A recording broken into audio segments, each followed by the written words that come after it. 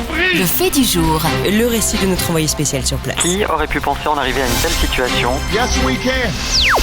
Le fait du jour. Direction l'Algérie aujourd'hui pour Jean-Marc Ayrault. Le Premier ministre traverse la Méditerranée pour une visite de 2 jours. Une visite sous le signe du commerce. Pas moins de 12 protocoles d'accord doivent être signés dans le secteur des nouvelles technologies ou des services. Un regain d'intérêt qui n'est pas innocent pour Kader Abderrahim, chercheur à l'Institut des relations internationales et stratégiques. On voit que l'objectif principal de ce voyage, c'est plutôt de renforcer, voire de tenter de développer les relations commerciales entre les deux pays, parce que depuis le mois dernier, on sait que la Chine est devenue le premier partenaire commercial de l'Algérie devant la France, ce qui constitue quand même une petite révolution.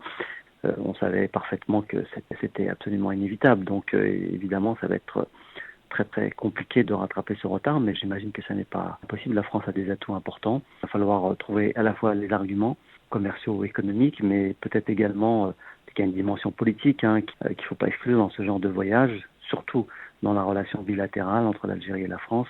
Il va falloir trouver les arguments pour que les Algériens préfèrent parfois les produits français à d'autres. Et différentes ONG ont aussi demandé à Jean-Marc Ayrault de prendre en compte la question des droits de l'homme en Algérie. Elles fustigent les violences récurrentes des libertés syndicales et associatives en Algérie.